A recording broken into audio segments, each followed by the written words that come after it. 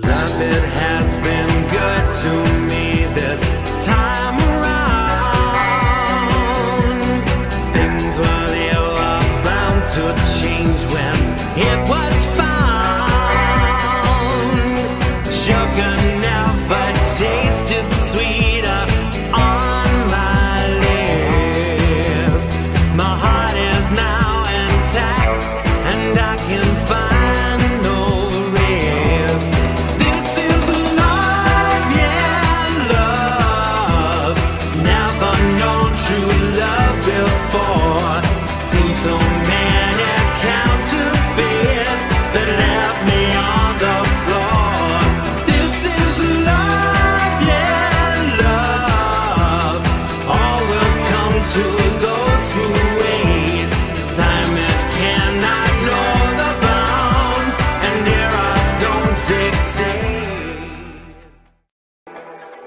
Yes, hello, good evening, and welcome to today's episode of the X-RAD show, a very special Memorial Day edition on the Xander Radio Network, live from New York City.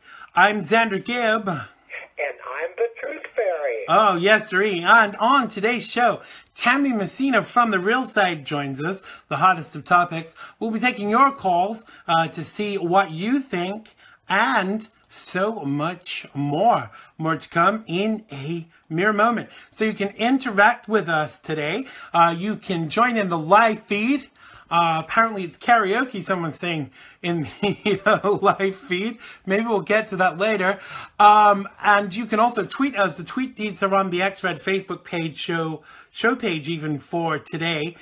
You can call us. We will tell you a little bit more about that later through the Facebook system. We will give you some more information about how that works and how to do that. Welcome back to the show, Thomas. Happy Memorial Day to you. How is the world with you? Happy Memorial Day. Thank you for having me. Everything's great. Yeah, happy Memorial Day to everyone except Maxine Waters. Yeah, but you know, I have to say it's a little bit discriminatory of you to say that, because the wig has feelings too, you know. And so you have to say everybody but the wig, you know. Because I think that, you know, in today's society, because wigs are now a sentient, as it were.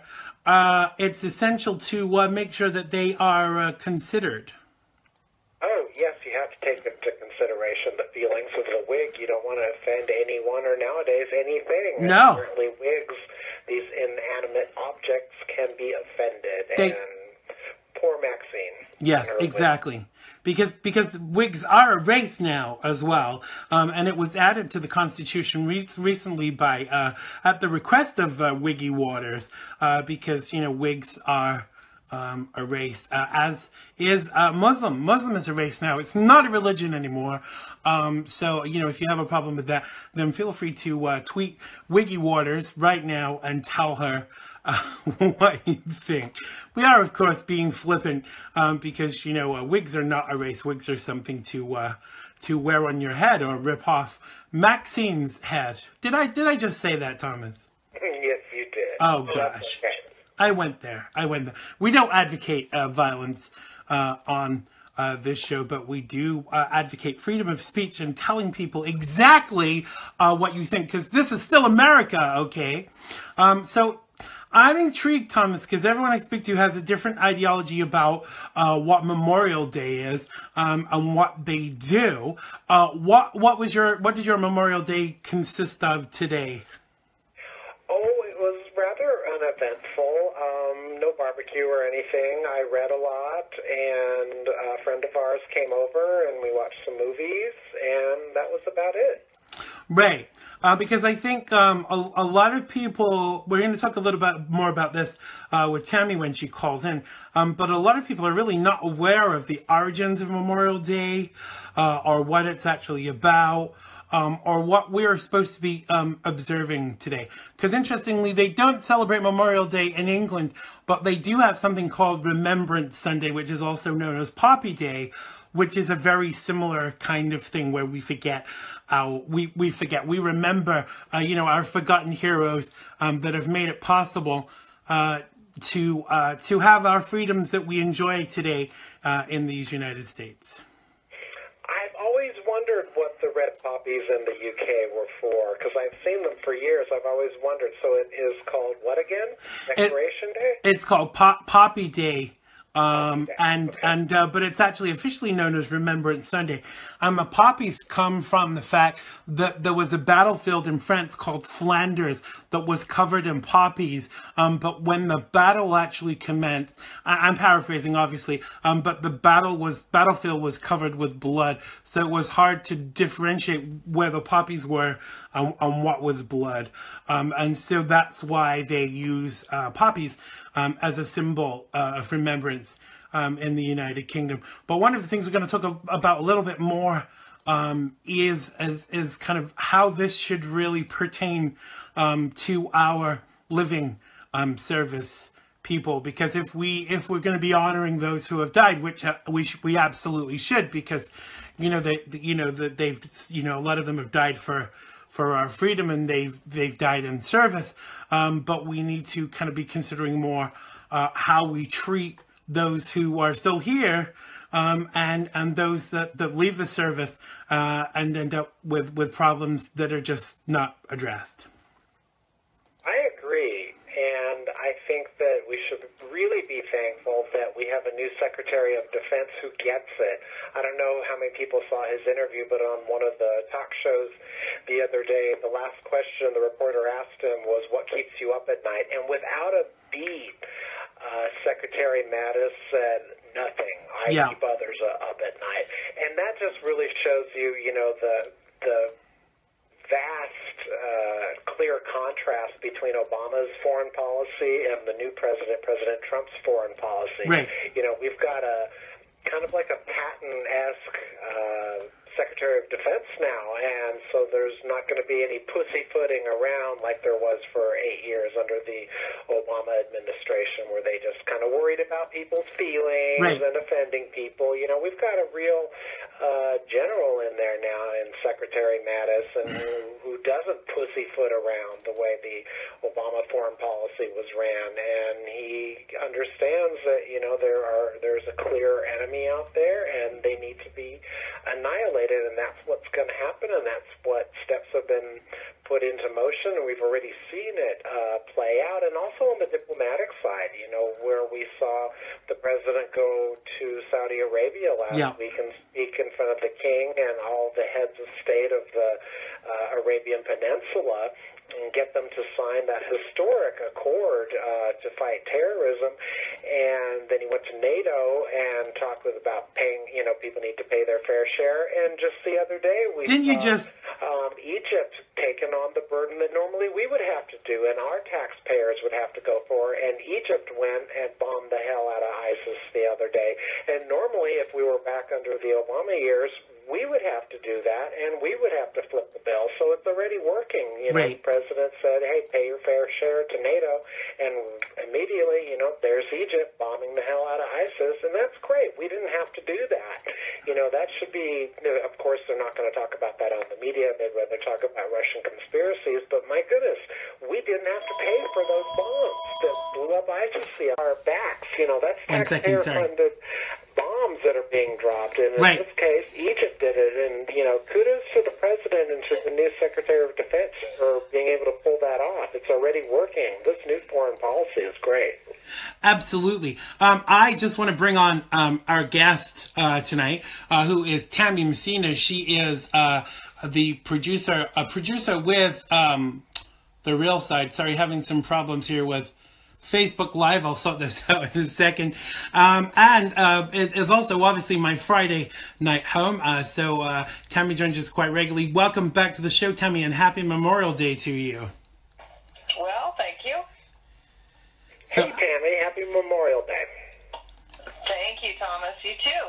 So tell us, Tammy, what does Memorial Day mean to you, and what did your Memorial Day consist of today?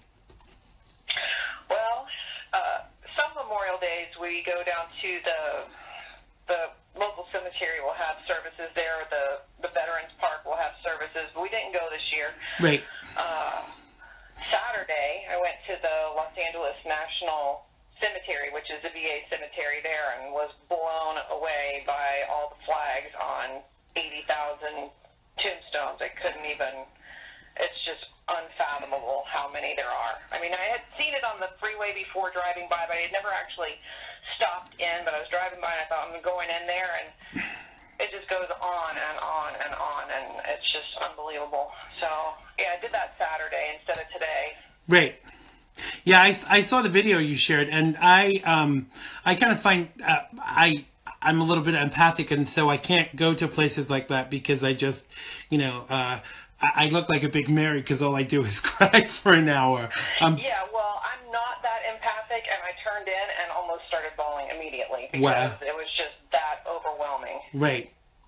Yeah, I totally get that, and I think that I don't know. I just think that it's. Well, I'm gonna do a little a very brief kind of intro to this segment, and then we'll get right into it. Because Memorial Day, which was originally called Decoration Day, is the day of remembrance for those who have died in the service of the United States of America. So over 24 cities and towns claim to be the birthplace of Memorial Day, while Waterloo, New York was officially declared the birthplace of Memorial Day by President Lyndon Johnson in May 1966. It's difficult to prove conclusively the origins of the day. Now, regardless of the exact date or locations of its origins, one thing is clear. Memorial Day was born out of the Civil War and a desire to honor our dead. Now, every year it brings up one question for me, and I'm sure it does for a lot of you out there too, and that's why aren't we honoring and doing a better job by our living service personnel? Now, I want to come to you, first of all, Tammy, and I don't want to make this political because I don't think it's, this is not reflective of President Trump because he's been doing this for 5 minutes. I know he has a heart for the veterans and et cetera, et cetera. But I just feel like for the past 20 years or so, every time this day has come along, it's actually felt like, for me, yes, we need to honor those who have died, but what about those who are still alive? Are you still there, Tammy? Because we're having a bit of interference. I'm hearing you cutting in and out. So is it me that's causing a problem? I'm not sure, but you know what? I'm going to call you back, and then we'll go right back in. I'll call you from this phone, which you might get a better line. So while we just call Tammy back, I want to just come to Thomas quickly to... Thank you for calling Computer Perfect.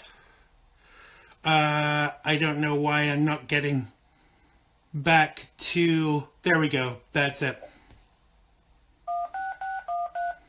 Technical stuff. This is what happens with a live show. Just talk amongst yourselves or grab a drink for a second.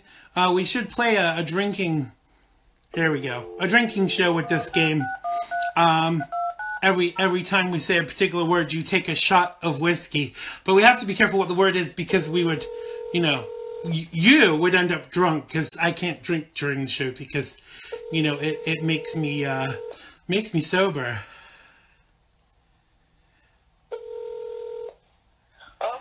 Okay. Welcome back, Tammy.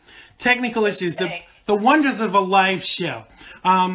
So what we were basically saying is, every year on this day, it makes me question, whilst we should be honoring those who have died and, thank you for your service. And I mean that most sincerely. But I have concerns that with regards to how we treat our service personnel, both the ones that are there and serving now and the ones that have served.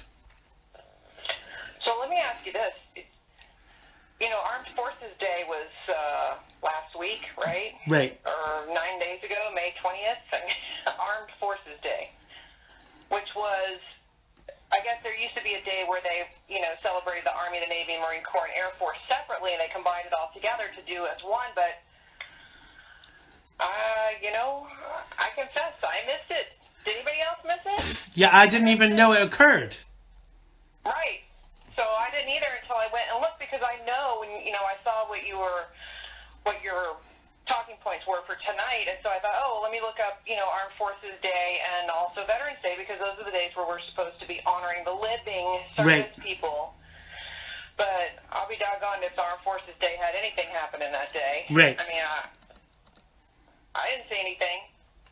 No, absolutely not. Me either. Let me comment on one thing you said, though, about the history, because I did look up on the Department of Veterans Affairs, their website. They say that the first Decoration Day actually occurred in, I think it was in 1868 after the Civil War ended. Right. I think a long time for yes, us to be doing this. It is, and I think the disagreement that people have was not regard to the date, was regard to the location of where it actually began. I got you, and then for it to turn into a mattress sale is just infuriating. Right. Yeah, I totally agree. I don't know. It has turned into a mattress sale. Children, and the one that was here today, and explained to her what today was, and she said, "What do you mean they didn't come back?" Right. Where did they go? But it's a hard conversation to have, and there is nothing happy about Memorial Day, because if you think about going to the cemetery, I'm sorry, I have never seen anybody go, woohoo, we're going to the cemetery. No, absolutely. It's not fun. Absolutely not. But you actually bring up an interesting point there, and I actually saw a lot about this on social media today with regards to the UK, that children in schools are not being taught enough about the history of their countries. British history is off the curriculum in the UK, and I don't have a lot to do with schools here nowadays, but I'm kind of thinking that it's very similar here too. But shouldn't this be taught on the curriculum? Oh, of course it should be taught on the curriculum, but they're not teaching a lot of things at the schools anymore. They're not teaching civics, which is so important because kids need to understand how our country works, and they're not teaching that at all. They're teaching social justice and global warming. Right, absolutely. Well, days like today, they gloss over, I think, quite quickly, because there is controversy about being in the military. I really? don't know how, because these people that are against the military should be for the military for being allowed to be against them. It doesn't even make any sense. Right. Because, they really have a problem with our military, and so I guess maybe that started with Vietnam, and it's just kind of perpetuated to some extent, or maybe it was renewed again when everything happened after 9/11.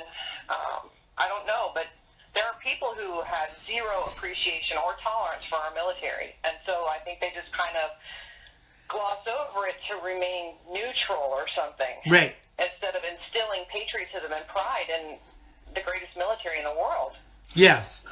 Yeah, I would agree 200%. And I think one of the concerns is for me, and, in fairness, I want to discount President Trump in this because I think he's not been in the job long enough to really kind of comment on his level of commitment. But, certainly for the 8 years with Obama and then the gentleman that was there before him, I really don't think that Veterans Affairs were taken seriously enough. Because for me, if you go and serve your country, and then when you leave the military service, there's no way you should end up homeless or jobless. And I think there should be certain guarantees for these people. If you fought for your country, especially if you've come back injured, there should be some level of guaranteed provision for you as an American citizen who served your country. Thomas, let me ask you first. Would you agree with my statement? Do you think that that's something that should be put in place? Oh, absolutely. A promise was made, and when you look at the state of the Department of Veterans Affairs, you can see, anyone can see that promise is not being kept. And, right. One way to fix that really easily would be to allow the people who use the Department of Veterans Affairs to give them vouchers. If they have to wait in line, many times the line is months long right. to see a doctor, just give them a voucher and let them pick their own doctor and go somewhere else. You know, that department really needs to clean up. That's just the tip of the iceberg with the problem there at the Department of Veterans Affairs. But, you know, the respect is missing, and it's like Tammy was saying, you know, it's kind of been glossed over. And, you know, I'll take it a step further that, you know, it's become vitriolic. It's similar to, you know, Thanksgiving, where, you know, Thanksgiving is now controversial. You can go on Twitter on Thanksgiving Day and you see all these people tweeting, "Oh, happy White Genocide Day." You know, it's just absolutely bonkers. Yeah. And so, yeah, you know, the Department of Veterans Affairs needs to be cleaned up, and we need to pay more attention to what's going on there and come up with some real solutions, like what I said earlier about just giving them vouchers and stop making them wait in these endless lines that can be months long. And, you know, people have died waiting in that line under the Obama administration. So hopefully the new Secretary of the Veterans Affairs can get that mess cleaned up, and all of the vets who use the services can use it to actually benefit them and not be a hindrance to them or a frustration. Right. Absolutely. Let me come to you, Tammy. You know, because I think that the past two administrations, and again, you know, I'm not including President Trump in this because, you know, he's hardly been given a chance to get his feet wet with regards to Veterans Affairs, and I know not everybody, but, you know, more people are willing to bash him, you know, for nothing right now. So what do you make of this? You know, should this be a standard legislative provision for those individuals that have served to provide, you know, freedom for us? Yes. The simple answer is yes. And, you know, I think, unfortunately, that the people he has in place in the VA right now, although I think the head person, I think, has changed out, but I think so many of the leadership still in the VA was already in the swamp to begin with and are continuing to perpetuate the problem because they don't have that sense of urgency. It's, you know, once you've established a mode of operation, you just continue in that mode unless somebody lights a fire under you, literally. Right. And I don't think that's happened yet, unfortunately, because, you know, I'm pretty close to the situation with a friend of mine, and honestly, Xander, I don't see this happening. I mean, we've talked to some of the highest levels of office at the federal government for the VA, and, you know, she met with the doctor last week, and the doctor said, well, you know, I keep telling them that if they don't, you know, hurry up and sign this contract, that you guys are going to be calling again. And I said to her, why is his threat that we're going to launch another media blitz, why isn't his threat, my patient is dying? Yeah. Literally, my patient is dying, and you need to sign this thing now, or it's going to be too late for him. Right. What the heck? That's the argument. You know, they might launch another media blitz and make us look bad. Right. Yeah. It's concerning. It's systemic. Yeah. It's concerning that, you know, because for me, this is something that I've always said. When I lived in the UK, I did a lot of work with the government with regards to disability rights, you know, because I have a disability myself, and it pushed me into that circle. And my argument always was, yes, these things take time and these things cost money, but what are people supposed to do in the interim while you make your decisions and get your freaking act together? Yeah, well, you're going to lose a few. That's what's going to happen, Xander. Just gonna, you know, it's just it's a statistical thing. You're just going to lose a few. Right. That's really what they are so callous about it, that some people are just going to die. That's just the way it works. That's the way the world is. It doesn't have to be that way. There are better ways, like Thomas was suggesting with the voucher system. You know, there are other ways to do this, but they just aren't willing. And I'll tell you what, I'm going to say it, it's the U word. It's union. The union is heavily involved in this, and they make things hard for you to streamline. Because anytime you streamline something, you are taking somebody's job away. Yeah. Yeah, I'm not interested. I'm not interested in that side of it. I do think that you know, there are enough excuses out there, but when people have served our country in order to ensure our freedom, you know, and some of them come back, you know, with PTSD and things like this. You know, I know some people whose medical benefits have ended far too soon. You know, even people that we know that are involved in this show. I've been involved in the Pardon Chris Saucier campaign, and even the lawyer that's involved with that, the Army cut his meds, you know, and this guy has, you know, PTSD, and he also has other things too, but the Army cut their medical benefits, and it's astounding. Because what it's like saying is, you know, you put your life on the line for us, and now screw you. Excuse my French. Wait, they cut his medical benefits? Yes. He's still in the service, right? He just happens to be captive? No. He's left the service because he's ill. He has, gosh, can't think what it's called. Sadie, if you're still in the live feed, tell us what Ron's condition is, because my brain has just died. But they've cut his benefits. Won't take care of him now. Yeah, because the drugs are too expensive, and that's a concern to me. It's like saying, thank you very much for your service, bye-bye. Yeah, I'm thinking maybe your life was too expensive, too, to be willing to put on the line, but hey, Right. he did it anyway. Yeah, exactly. It's MS, I think, that he's got. But his MS is so bad that, you know, he needs this level of treatment. But they've seen fit to cut his military benefits. And that's a concern. That's crazy. That's a concern for me. However, you know, I hate to get a little political on you guys, but, you know, it's okay if you're a treasonous traitor and you want to change your sex and you've sold, you know, you've given secrets away that have put, you know, our military and our country at risk, because then they'll give you a free sex change and keep you in the Army. That's life-threatening, Xander. Don't be getting all stupid now. Yeah, you gotta cut off my pee-pee or I'll die. I'll literally die. So Exactly. one of the things I encourage people to do is, because people say, I've heard people say, what the hell can I do about this?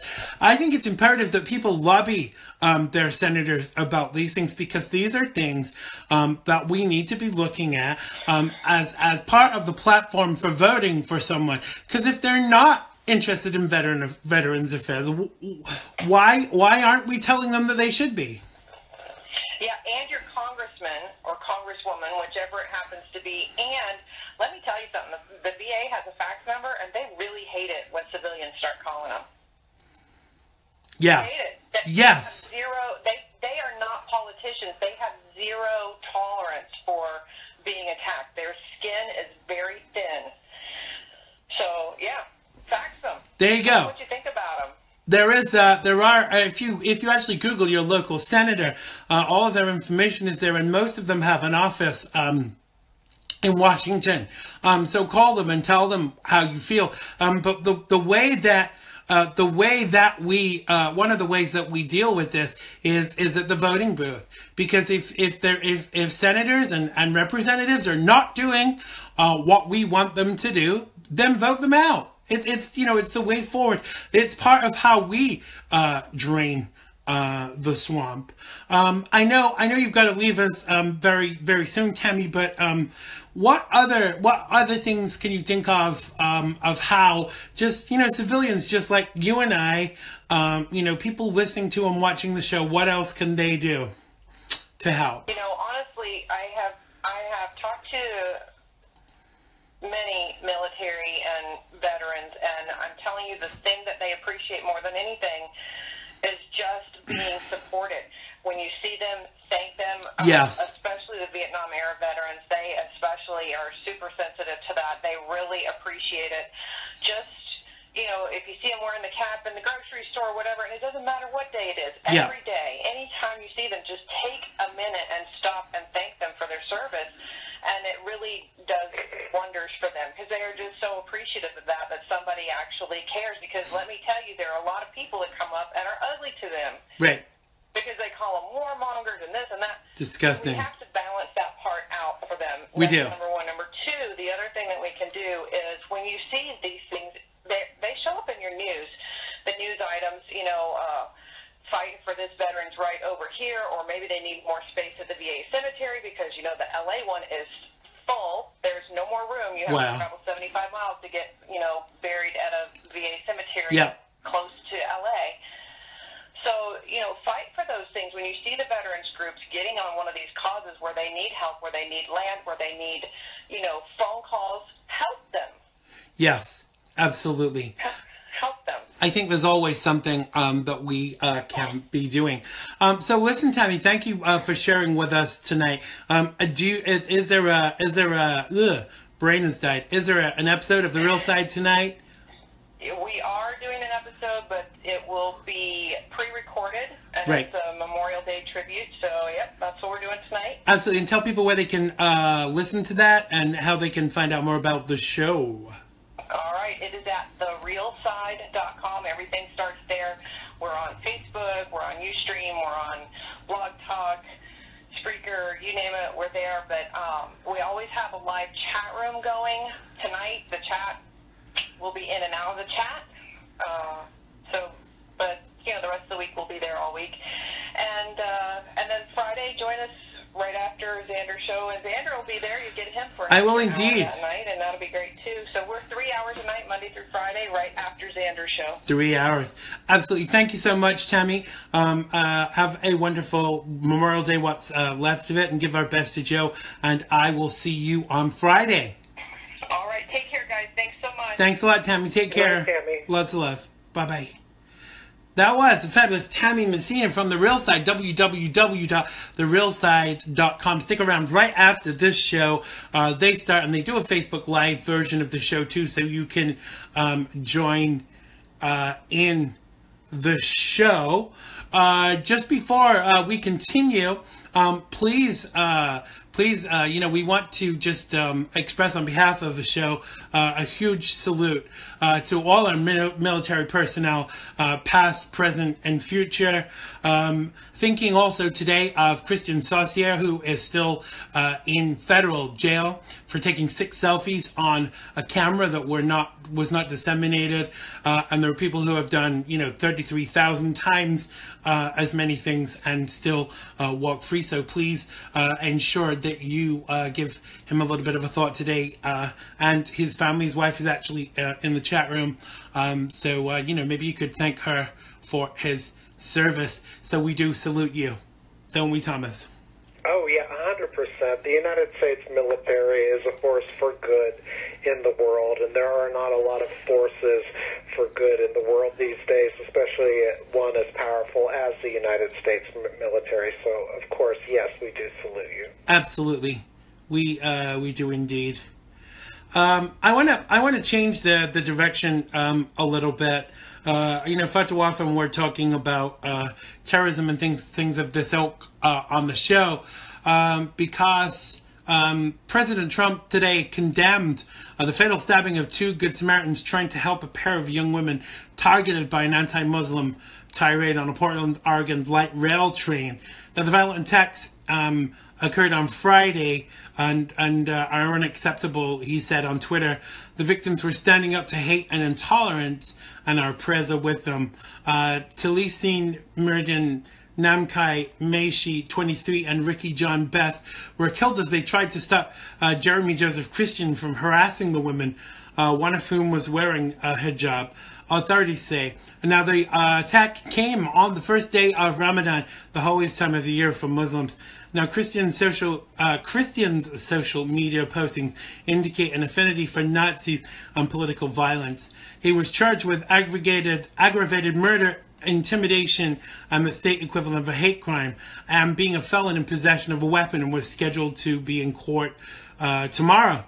Some had called for Mr. Trump to have responded to the attacker earlier, including Dopey Dan Rather and U.S. Representative Earl Blumenauer, a Democrat from Oregon. You must condemn this violent act and encourage Americans to stand together against hatred.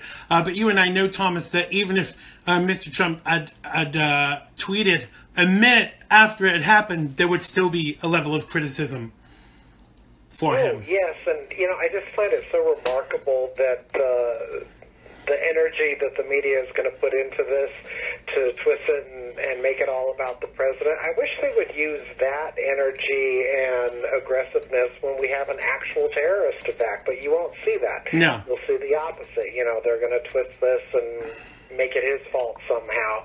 And he condemned it. You know, these are people that were harmed, and that's not okay, and he said the right thing. But, you know, again, the media is going to put a lot of energy into this story, and it's not going to end up being about the people who were harmed and their families. It's going to be about attacking the president, and that's a shame. It's a total shame. And I want to talk about that for a minute, because, you know, here's the thing for me. The concern with all of this is that perhaps, you know, I'm always careful about what I put out there, because whilst I am totally against you know, fundamental Islamic you know, jihadist terrorism, I don't think that in America in 2017 we should be using that as an excuse to attack peaceful Muslims. And, you know, although we all know that it's the peaceful majority are irrelevant, it still does not mean that we should be attacking those people for merely being a part of that group. It's kind of like saying we should attack every Christian because of the Westboro Bastard Church. Yes, I did pronounce it correctly. But what do you think is the line between, and the inability for some people to actually separate the two, Thomas? Well, there is no line, because it's going to be blown up by the media. And, you know, how many terrorist attacks have we had, and then how many attacks like this have we had? Right. You know, look at the percentages there. It's lopsided.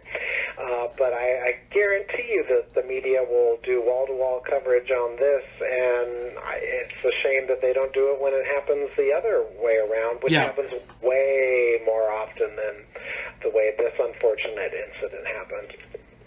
Yeah, I think the thing, you see, that this kind of is a good example for me of the huge disparity in the media, because the media will make a huge deal out of this, you know, just as they should, because, you know, people shouldn't just be attacked for being on a train and being from a certain faith or denomination.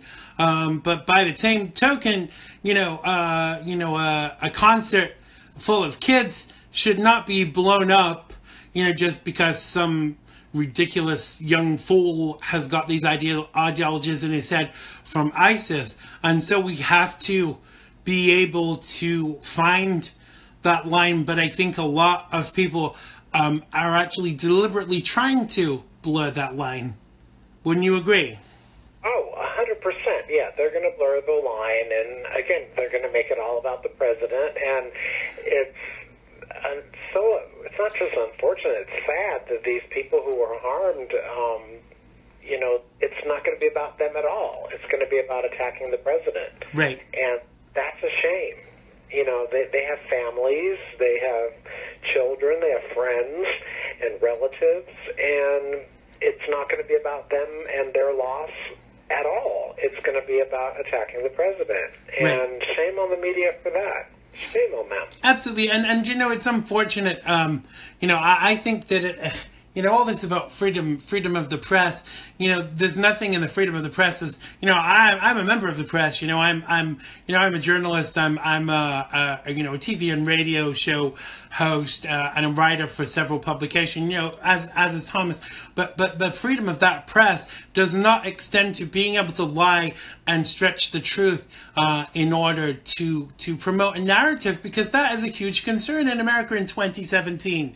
You know, I had a fight with a friend of mine from the UK today who was talking about how terrible President Trump was, and I'm like, you know, it's interesting that, you know, you've clearly got your perception of President Trump from the newspapers, from what is reported, you know, from a distorted and fake media, and obviously that person said, no, I didn't get it from there. And so I'm like, so show me your research, tell me your research, because, you know, I think if we just get our perspective on any one situation, whether it be about President Trump or, you know, anything else, just from what the media say, it's kind of a worry, because every media house will have their own perspective based upon who's footing the bill. And it's unfortunate that, I'm sorry to say, a lot of politicians are the same too. Their perspective will be dictated by who's paying their bills. There are far too many politicians in the United States today who are clearly funded by George Soros, and so they make their commentary based upon what his dictation is on any given situation. And that to me is hugely concerning, that we do not do more about that. 100%. You know, you always have to follow the money, and you know, it's really sad because, you know, like, let's say for instance you're presented with an opportunity to donate to some charity, and the first thing these days you think of is, wow, does the money really go there? And so, you know, you can't put, you know, a quarter or 50 cents in the jar for the charity. You have to go home, get online, Google the foundation, and see who's on the board of directors, and see what other boards they're on. Do they go back to the Tides Foundation and the Soros groups and stuff? You know, it's really sad that we have to be so untrustworthy, but, you know, we know who put us in that position, and that's where we are today. And it's really a sad day in America where you can't just rely on people to be honest about, you know, fundraising or, you know, trying to help people for that matter. It's really... it's a bad thing, and it's not good for the country, it's not good for morale, it's not good for humanity at all when we have to be suspicious of these charities and where their money actually ends up. And the same can be applied to the media and the content that they're putting out. You know, who do they need to keep happy? Who are their advertisers? Right. You know, is it Gun Owners of America? Is it the Tides Foundation? Because, you know, they're going to have to be kept happy, and that's what I was talking about when I was saying, you know, you have to see who's on the board of directors and what other boards are they on. And you always got to follow the money these days, and it's sad that it's come down to that, but that's where we're at. That's the truth. I mean, I don't usually have a lot to do with charities nowadays. You know, I've been a trustee on a few charities in the past, and it's unfortunate that a lot of charities, you know, there are a lot of really good charities out there, you know, and there are lists of them. But by the same token, there are a lot of bad that I won't donate to, or I don't want my name connected to, because, you know, my reputation is far more important to me than getting a few bucks, you know, for some dodgy charity. But I think that, you know, one thing that we all have to do today, whoever is telling you, you have to question everything. You have to question everything. Even what I say, if you don't take it as read, go and check it out yourself. You know, we try and be very factual on this show, and there are very few shows that do that. They're happy to put out there whatever kind of comes into their head or whatever furthers their allegiances. You know, my allegiances are clear. You know, God, America, and I have an allegiance to this administration, but not to the point where I'm not willing to highlight its failures or incapabilities, because I think that that's essential with any party that you support. Oh, absolutely. And here, I'll give you an example of how different the two sides operate. The other day, someone tweeted me this link to a story that said it was about something that Nancy Pelosi's son had done. I don't know, beat up his wife or killed his wife or something. Right. It was really outrageous. And, you know, my first instinct was, you know, is this a reliable source? And I didn't have the time at that moment to read it and see who their sources were, so I just left it alone. Now, you can't tell me that if it had been reversed and it was, you know, one of the Trump's kids or one of the Palin kids or something, that the people on the other side of the aisle would immediately retweet that story. Exactly. Just because it fits something, you know, the vitriol that they like. And, you know, I still don't know if it was a true story or not, because I haven't had the time to actually sit down and read it and read who the website is and where their sources are, and like we were talking about before. But it would be irresponsible to retweet it in this day and age. But you cannot say the same about the other side. You could put a fake story out there that's really outrageous, and it's going to get thousands of retweets, and it doesn't even matter if it's true. It's just a salacious headline that's negative about the president. So that's just a really clear contrast between the two sides. It is, and it's absolutely true. You know, I said on Friday that Maxine Waters touched me inappropriately. It's absolutely true, and we will be sharing the pictures very soon. Now, what you said was a great lead into the next story. I don't know if you realize that, but former Democratic vice presidential candidate, U.S. Senator Tim Kaine's son, is facing charges for his alleged role in a riot that broke out at a pro-Trump rally in Minnesota earlier this year.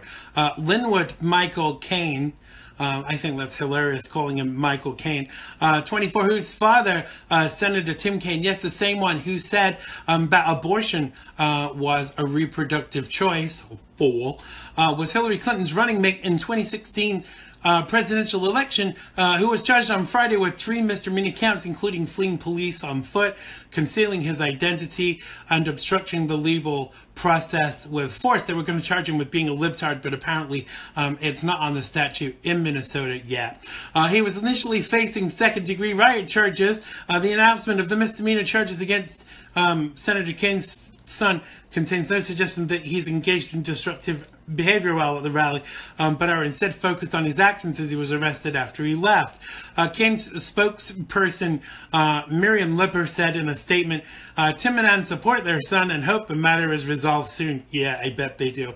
Lipper said the charges stem from an incident on March 4th at the state capitol in St. Paul, when a group of 125 protesters wearing all black, nothing to do with Soros, of course, with some covering their faces, stormed a Trump rally.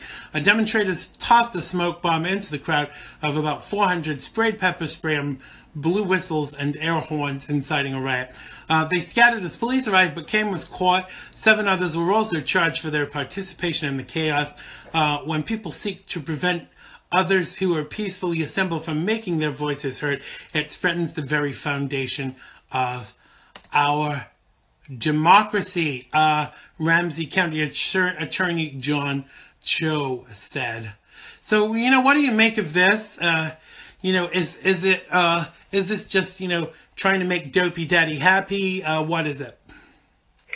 Well, it's really, really shocking because, this kid, this 24-year-old kid, he wasn't just dressed in black and threw a smoke bomb. He was wearing a mask, and he's going to face some charges.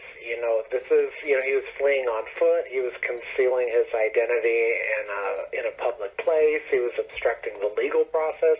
But, the most shocking thing to me was the statement that Senator Kaine put out that said something to the extent of, we love that our children all have different views and concerns about the political climate in America, and they fully understand the responsibility to express those concerns. Excuse me, your son's in a lot of trouble. Yeah. He was wearing a mask in public and threw a smoke bomb. Yes. I mean, give me a break. And again, I know we always do come up with this analogy, but we have to keep saying it. What if it was, what if Bristol Palin had done that? It would be wall-to-wall coverage. Of course. Because it's, Senator Tim Kaine's son, Hillary's VP candidate, or nominee, rather. I don't see it anywhere in the media. Very few media outlets are picking up this story. And, again, the most shocking thing was the statement that the senator put out saying, that he loves that his children have their own views about the current political issue. Excuse me? Your son wore a mask and threw a smoke bomb into, and probably hurt a lot of people. That's not okay. That was an act of terrorism. Give me a break. And you're going to say, we love that our children have different political views? Come on. What's wrong with this picture? Doesn't pass the smell test. And he's going to be in a lot of trouble. But let me ask you this. Wouldn't we be saying the same thing if this was, I can't think, Mike Pence's kid? Oh, I know. It would be wall-to-wall coverage. Yes. Wall-to-wall. Yeah. That's all we'd hear. Nothing else. I think we have to be as willing to criticize our own as much as the other side, because if we're not, I think that makes us kind of elitist and hypocritical too. But it's kind of interesting to look at it from this side of the aisle.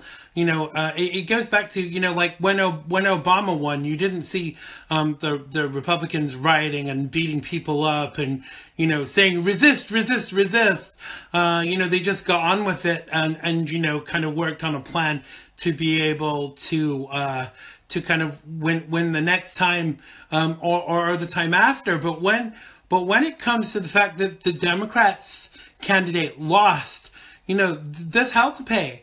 You know, we've even got people like Hillary Clinton, excuse me, spitting on the studio floor, you know, telling people to resist. You know, basically what she's saying is she's telling people to break the law. Why is it acceptable for her to tell people to break the law? You know, even though we know she's a career criminal, you know, who has eluded prosecution, you know, for the last 40 years and supported a rapist and covered up for him. But, you know, it's alarming that public figures are saying this kind of thing. Even celebrities saying, resist, resist, resist. It's one thing not to like the decision. It's one thing not to like the administration. But to actually work against it, as far as I'm concerned, is treasonous. Exactly. You know, it's like you were saying, when Obama was elected, we didn't put on black masks and throw smoke bombs. You know, we got together and we talked about policy and what he was doing that we didn't like. We weren't violent. Right. You know, people had, you know, the Tea Parties came about, and even though the media portrayed the Tea Party as Nazis and stuff, I doubt that any of them even went to a Tea Party. I went to so many Tea Parties, and, you know, the most dangerous thing was at the Tea Party is the potato salad that people made to bring in the sun to be, you know, safe from salmonella poisoning. That was the most dangerous thing at the Tea Party. We picked up our trash. People made potato salad and brought them to the Tea Party. How un-American! Them as violent. How damn un-American making potato salad. I don't know. Exactly. If we had done half the stuff that these people are doing now, we'd be called un-American and terrorists and worse, probably. But we didn't do any of that stuff. There were no riots. There were no marches, and people didn't break windows and smash cars and throw Molotov cocktails at UC Berkeley. There was none of that going on in '08. But, you know, that's, again, another clear contrast between the two sides.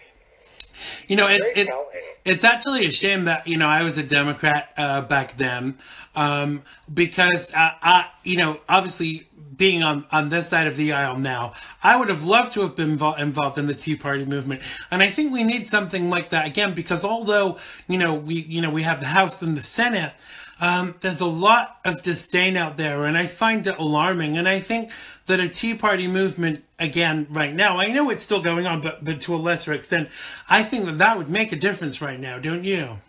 Oh, absolutely. And I think that one thing people need to understand about the Tea Party is that it was plural. It was tea parties. Yes. It was not, and that's what was so great about it, is that it was not one monolithic organization. It was many, many organizations, and I don't think that the Tea Party has gone away. It's just that the MO has changed because it's a different political landscape. What we're seeing now is a lot of people who are involved in the Tea Parties back in '08 through 2011.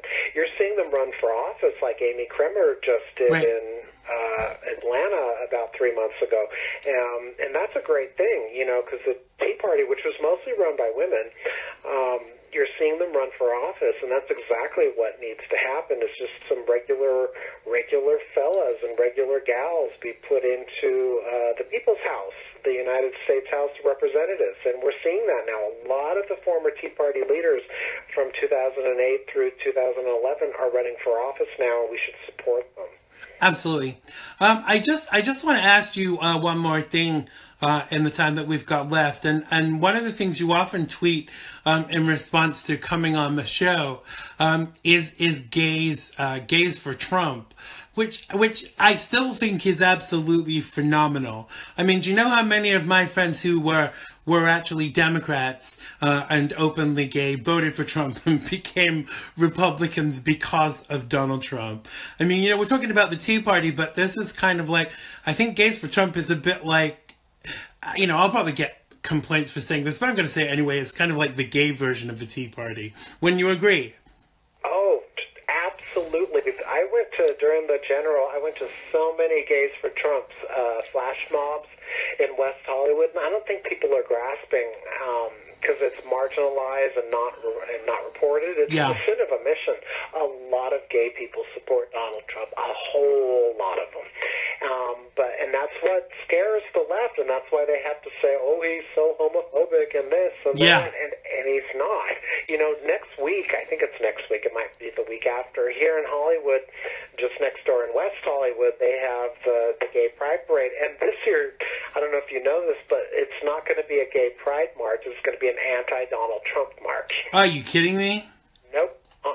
Wow. 100%.